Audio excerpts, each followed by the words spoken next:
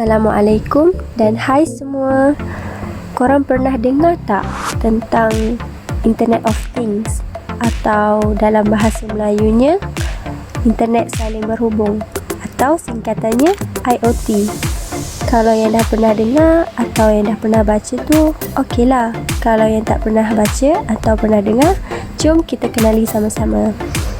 Sebelum itu, kita perlu tahu apa itu internet. Internet itu merupakan kumpulan rangkaian yang meluas untuk menghantar data dan membolehkan data tersebut dapat diakses di mana jua kita berada. Bill Gates pernah mendefinisikan internet itu merujuk kepada sistem komunikasi digital antarabangsa yang muncul dari aglomerasi ribuan rangkaian yang berinteraksi melalui sejumlah protokol biasa di seluruh dunia. Okey, apa pula Internet of Things atau IoT? IoT ini diperkenalkan oleh Kevin Ashton pada tahun 1999. IoT ini juga didefinisikan dengan Radio Frequency Identification atau RFID sebagai kaedah berkomunikasi. Okey, untuk ketahui lebih lanjut, jom kita dengar dan jom kita lihat apa yang akan dibincangkan oleh kawan-kawan kita ini tentang Internet of Things.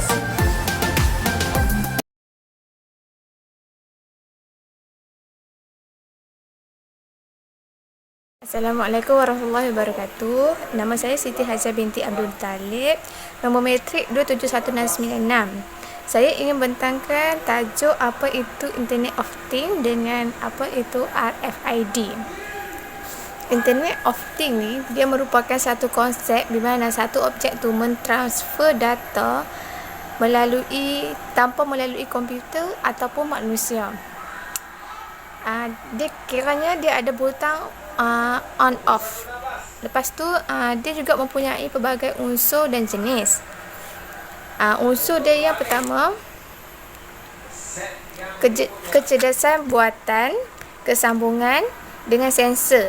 Sensor ni terbahagi pula kepada 4. Sensor aktif dengan sensor pasif, sensor analogi dengan sensor digital. Jenis dia pula, dia ada sensor cahaya, sensor bunyi, sensor suhu, sensor ultrasonik dengan sensor dia pelbagai jenis IoT ni. Seterusnya RFID. RFID ni merupakan Radio Frequency Identification. Fungsi dia untuk mengesan pelbagai objek, sama ada mati ataupun hidup. Dia mempunyai 4 komponen, iaitu RFID text, pembaca, antena dengan sistem pengolahan maklumat RFID. Dia kiranya macam depa ni berhubung, RFID text, pembaca, antena dengan pengolahan maklumat tu depa berhubung untuk menyampaikan maklumat tu. RFID ni dia ada 2. Dia ada dua jenis. RFID text. Dia ada 2 jenis, aktif dengan pasif. Aktif ni sangat cekat lah untuk baca maklumat, tapi kos dia sangat tinggi berbanding dengan pasif. Lepas tu yang kedua komponen dia pembaca. Pembaca ni dia fungsi dia sistem dia untuk menghantar dan menerima frekuensi radio untuk berkomunikasi dengan teks RFID. Yang ketiga, antena. Antena ni fungsi dia untuk merambat dan menerima mesej dari gelombang radio ataupun elektromagnetik. Yang keempat, sistem pengolahan maklumat. Dia yang paling last sekali. Kiranya macam dia semua data akan disambung kepadanya melalui pembaca. Sebab tu yang kita tahu maklumat tu. Kelebihan dia ada macam-macam kelebihan. Antaranya kelajuan, ketahanan. Kelajuan ni dia lebih laju berbanding daripada pengimbas kod. Lepas tu dia boleh baca jarak. Ketahanan dia macam kalau kad RFID tu dia mengalami kekotoran, dia boleh dibaca lagi. Itu sahaja daripada saya. Terima kasih.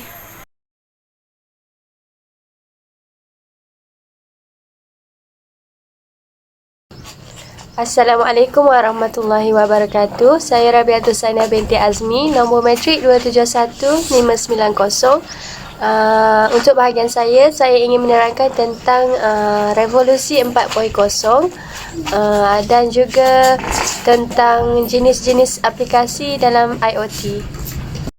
Okey, bagi definisi revolusi 4.0 ini, ia merupakan perubahan yang dipacu oleh 3 domain teknologi yang utama iaitu fizikal, digital dan juga biologikal.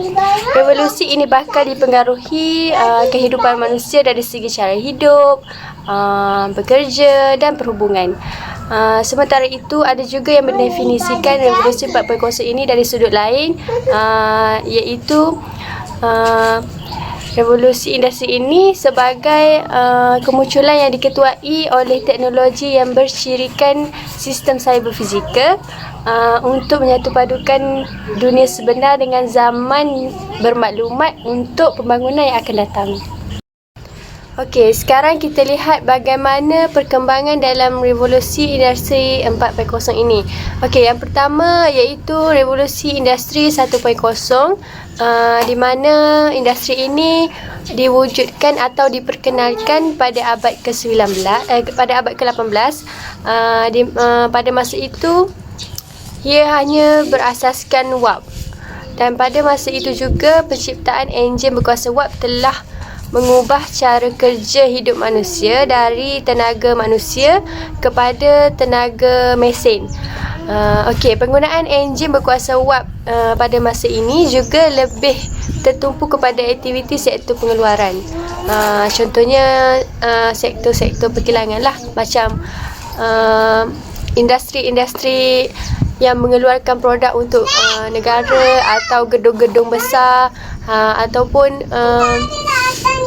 kilang-kilang yang menggunakan mesin yang banyak, contoh dalam automobil. Seterusnya, revolusi yang kedua iaitu revolusi industri 2.0, di mana revolusi ini bermula sekitar abad ke-19. Pada masa ini, perkembangan teknologi telah mengubah industri kepada teknologi berasaskan elektrik. Okey, pada masa ini juga terciptanya telefon, lampu, minyak dan enjin petrol. Kuasa elektrik ini telah menghasilkan pengeluaran massa dan mengubah proses pemasangan komponen elektrik. Revolusi yang ketiga pula ialah revolusi industri 3.0, di mana revolusi industri 3.0 ini telah diperkenalkan sekitar tahun 1960-an, yang lebih berasaskan kepada teknologi bermaklumat, internet dan berkomputer. Revolusi ini juga telah menyaksikan gabungan penggunaan teknologi maklumat dan elektrik bagi menghasilkan teknologi automasi.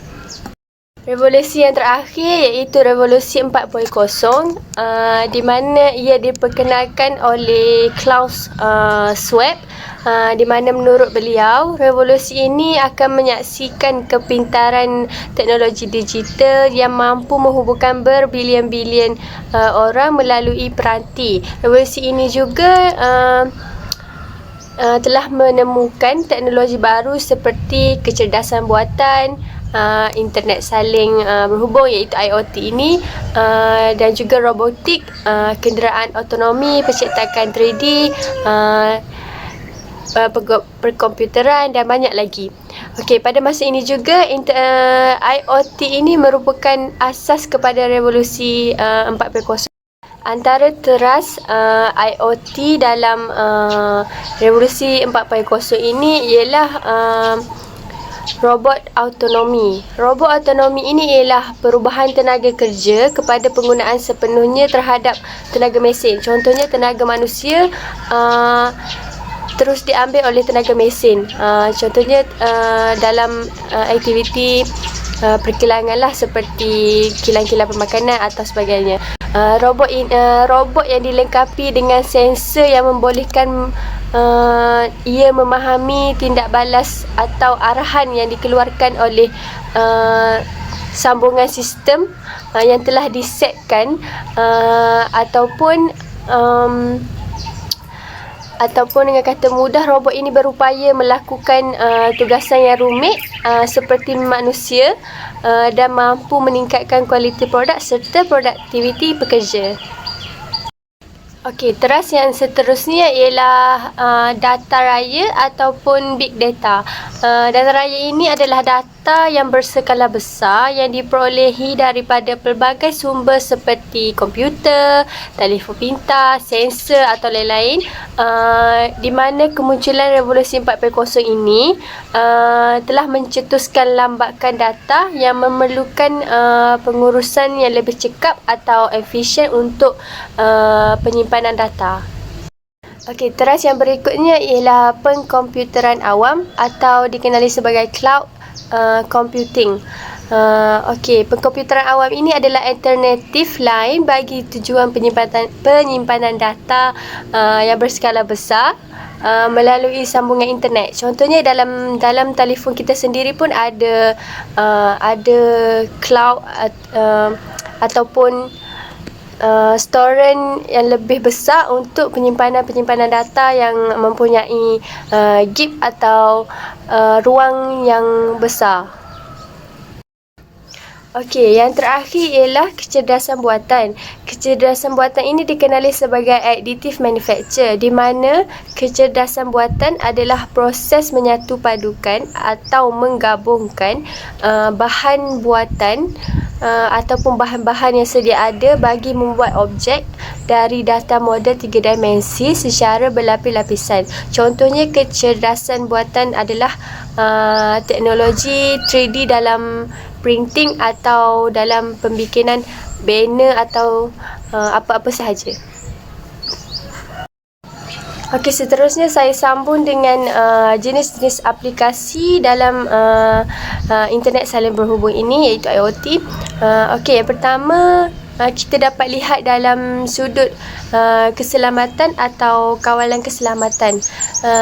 Kawalan keselamatan ini ialah antara aplikasi yang ditawarkan oleh IoT, di mana ia dijadikan sebagai peranti dalam sesebuah industri. Contohnya dalam penggunaan mesin itu dapat dikesan tempoh kerosakan, ataupun sekiranya rosak dapat diketahui oleh majikan secara lebih cepat ataupun secara bersistem. Okey, seterusnya ialah dalam urusan penjagaan kesihatan.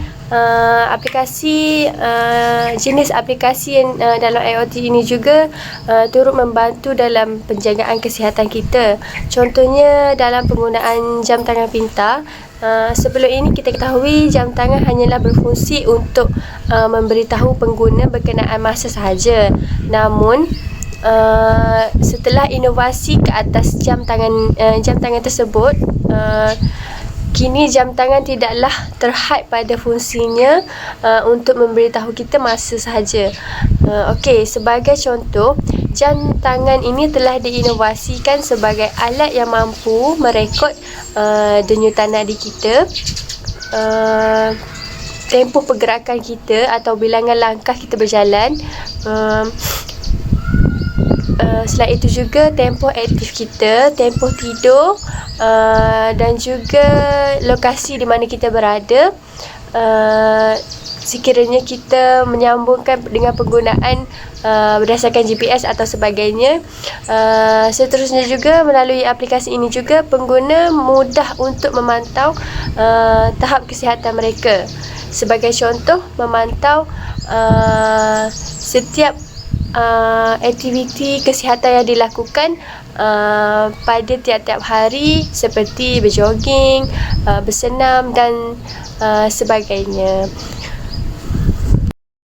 Okey, seterusnya ialah jenis-jenis aplikasi dalam IoT ini juga ialah komunikasi pintar. Komunikasi pintar ini untuk mudah kita fahami seperti peralatan scan marker ataupun pen digital.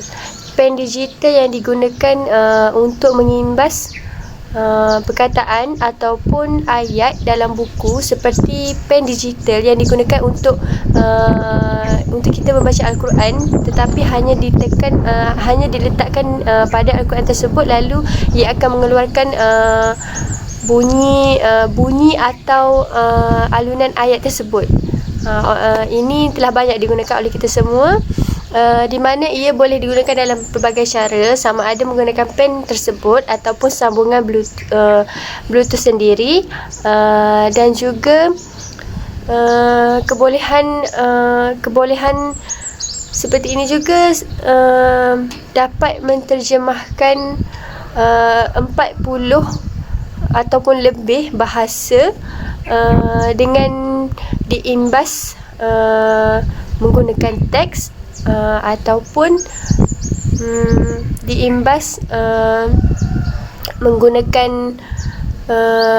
apa-apa sahaja manual untuk mengeluarkan suara. Peranti ini merupakan satu penciptaan yang luar biasa untuk penggunaan manusia pada era ini. Okay, seterusnya ialah penggunaan tenaga. Jenis aplikasi dalam IoT ini juga turut membantu dalam penggunaan tenaga, seperti menjadi pemantauan kepada penggunaan tenaga, di mana IoT ini mampu menyediakan perkhidmatan untuk memantau penggunaan tenaga di seluruh kawasan. Contohnya, pemantauan ini dilakukan secara terperinci mengenai jumlah tenaga yang diperlukan oleh pelbagai jenis perkhidmatan seperti pencahayaan, awam, lampu isyarat, kamera kawalan dan sebagainya. Selain itu juga, pemantauan ini penting bagi mengelakkan pembaziran tenaga dilakukan semasa perkhidmatan ini beroperasi. Hal ini sekaligus dapat menetapkan keutamaan untuk mengoptimalkan penggunaan tenaga dalam pelbagai sistem. Seterusnya juga, jenis aplikasi dalam IoT ini juga turut membantu dalam sektor pengangkutan di mana sebagai contoh, kereta pintar. Kereta pintar ini merupakan persediaan dunia dalam era teknologi robotik, di mana pada zaman ini sistem pemanduan semakin canggih, kerana kereta itu mampu untuk bergerak secara sendiri tanpa penyeliaan penggunanya, atau dengan kata mudah, kereta itu mampu bergerak tanpa dipandu. Kereta pintar ini juga dikeluarkan atau akan dikeluarkan pada masa era teknologi robotik ini. Yang berikutnya ialah dalam penggunaan logistik ataupun jenis aplikasi IoT yang dapat membantu dalam urusan logistik, di mana sektor logistik ini sangatlah kompleks kerana begitu banyak penghantaran, penjejakan atau pemantauan barang, mesin dan pekerja yang dibuat setiap hari. Oleh itu, IoT ini dikatakan sebagai pasangan yang sesuai untuk mengendalikan urusan dalam logistik ini. Sebagai contoh, dalam operasi pergudangan atau operasi gudang, gudang ini merupakan tempat untuk meletak barang yang dalam jumlah yang banyak dan padat. Setiap ruang gudang harus digunakan secara optimal dan cekap.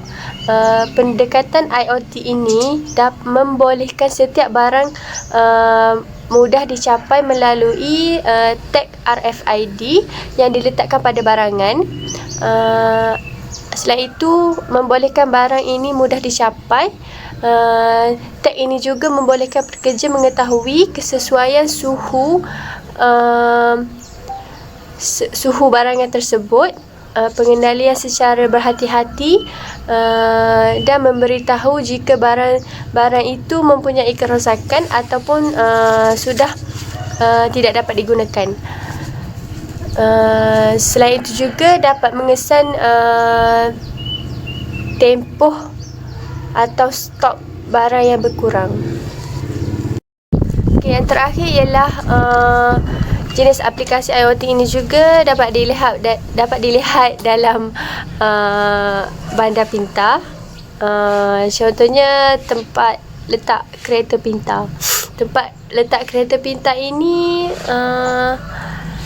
ianya merupakan satu kajian kes yang telah dilakukan oleh sebuah bandar kecil, contohnya di Perancis, yang menggunakan satu aplikasi internet saling berhubung ini, iaitu IoT ini, bagi mengesan kekosongan tempat meletak kereta. Contohnya jika kita pergi ke pusat-pusat beli belah, sekiranya ada kekosongan di tempat letak kereta itu, ia dapat dikesan dengan lebih cepat dan mudah oleh pengguna kenderaan.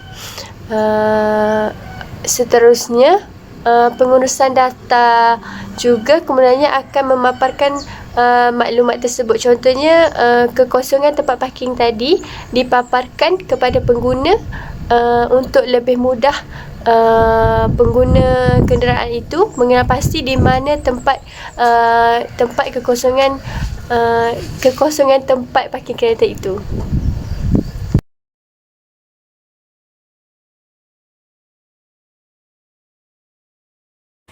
Saya akan menerangkan kelebihan dan kelemahan Internet of Things.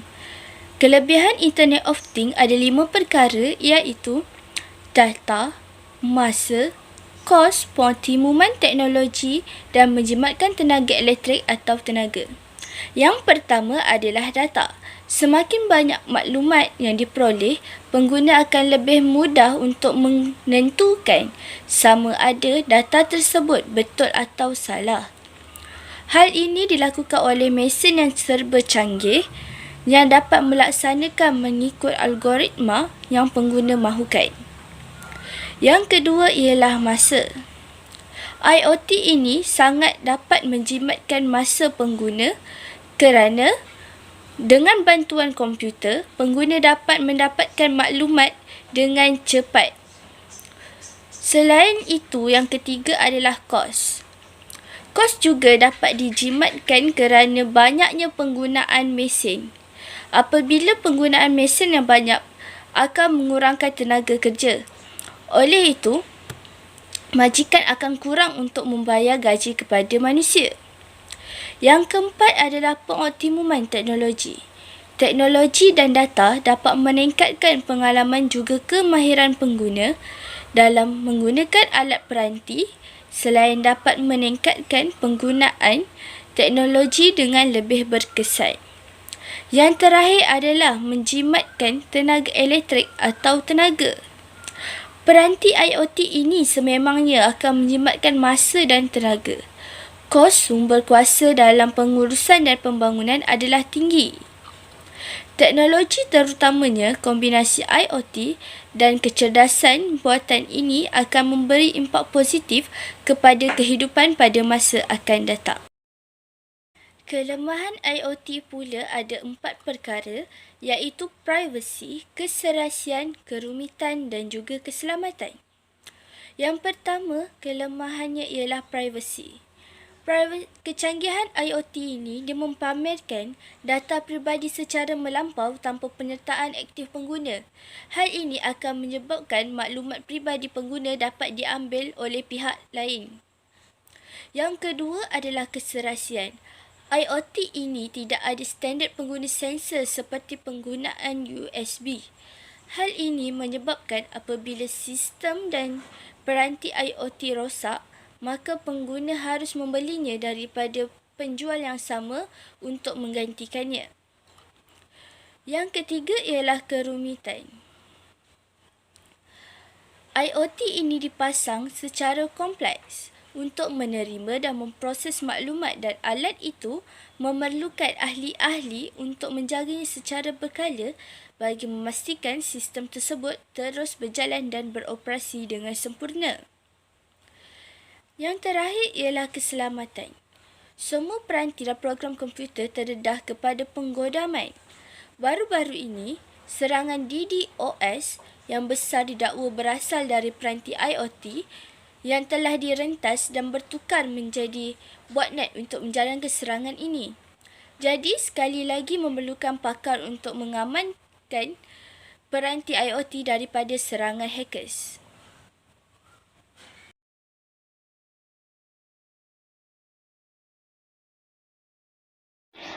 Peranti sensor. Peranti sensor ini merupakan sebuah objek yang mempunyai kecerdikan yang tersendiri. Dia mempunyai dua jenis. Satu objek yang nyata dan satu objek yang tidak aktif. Objek yang tidak aktif ini memerlukan sokongan dan bantuan daripada peranti lain untuk menjadikannya lebih pintar. Sambungan iaitu merupakan rangkaian yang menjadikan penggerak kedua kepada Internet of Things. Selepas sensor tadi, rangkaian ini menjadikan sokongan kepada peranti-peranti lain untuk merealisasikan fungsi yang saling berhubung kait dengan Internet of Things dan menjadikan peranti ini dapat berkomunikasi dan berinteraksi sesama sendiri. Dia ada dua cara, iaitu melalui rangkaian tanpa wayar dan rangkaian yang berwayar. Pengguna merupakan penggerak terakhir kepada Internet of Things, di mana pengguna ini memberikan manfaat kepada pengaplikasian Internet of Things. Pengguna ni dia terdiri daripada 3 atau 4 atau 5 seperti sektor industri, pembinaan, perkilangan, pembangunan, pembuatan dan sebagainya. Cabaran pengaplikasian Internet of Things. Yang pertama iaitu cabaran dalam pengurusan data. Sensor dan peranti yang berhubung kait dengan Internet of Things yang menghasilkan sejumlah data yang besar dan perlu diproses untuk disimpan. Perusahaan, agensi dan badan kerajaan perlu melaburkan lebih banyak untuk membuatkan simpanan data yang mencukupi. Hal ini untuk menjadikan data-data tersebut disimpan dengan lebih selamat. Cabaran peribadi. Cabaran peribadi ini memerlukan peranti yang berhubung kait dengan Internet of Things menyediakan sejumlah data yang lebih besar pada lokasi dan penggerak. Hal ini kerana pengguna boleh mencetuskan kebimbangan mengenai data peribadi mereka yang akan terdedah secara ketara. Oleh itu, peranti pengguna kini dilengkapi dengan pengesan lokasi yang terdiri daripada telefon pintar, kereta dan televisyen pintar. Cabaran piawaian. Kekurangan piawaian dan pendawaian amalan kerja yang mempunyai kesan yang lebih serius berbanding menghadkan aplikasi yang berhubung kait dengan IoT. Ketiadaan piawaian menyebabkan peranti Internet of Things tidak akan dapat berfungsi dengan lebih baik. Cabaran peraturan. Pelbagai isu yang mempunyai undang-undang yang berhubung kait dengan peranti Internet of Things yang saling berhubung, mereka haruslah diterapkan seperti aliran data yang melebihi kawasan, konflik antara penguatkuasaan, undang-undang dan hak-hak sivil dan dasar pengekalan dan pemusnahan data. Liability undang-undang untuk kegunaan yang tidak diingini dan pelanggaran keselamatan serta hak peribadi. Cabaran kesinambungan. Apabila rangkaian ini berkembang dan disertai dengan berbilion-bilion dan beratus-ratus peranti, sistem pusat akan menjadi lebih pesat. Sistem ini sedemikian akan memerlukan pelaburan dan perbelanjaan sejumlah yang besar. Cabaran ketenteraman iaitu cabaran yang merupakan Internet of Things yang berhubung kait dengan IoT. Sekiranya cabaran ini tidak akan dapat dibendung, maka perkara-perkara tersebut tidak akan dapat diselamatkan dengan baik. Oleh itu, cabaran ini tidak akan direka dengan teliti. Pelbagai peranti pengguna dan kerjasama antara aplikasi boleh menjadikan kehidupan kita menjadi huru-hara. Terdapat peranti diuji tetapi tidak menjadi. Keselamatan dan privasi tidak akan dapat dilindungi dengan baik. Ia boleh menimbulkan keresahan terhadap pengguna.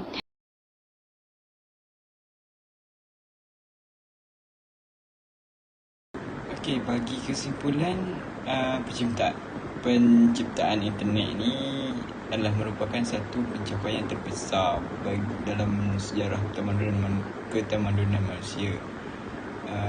Ini disebabkan oleh evolusi internet tu yang menjadikan proses kerja manusia menjadi lebih mudah dan cepat.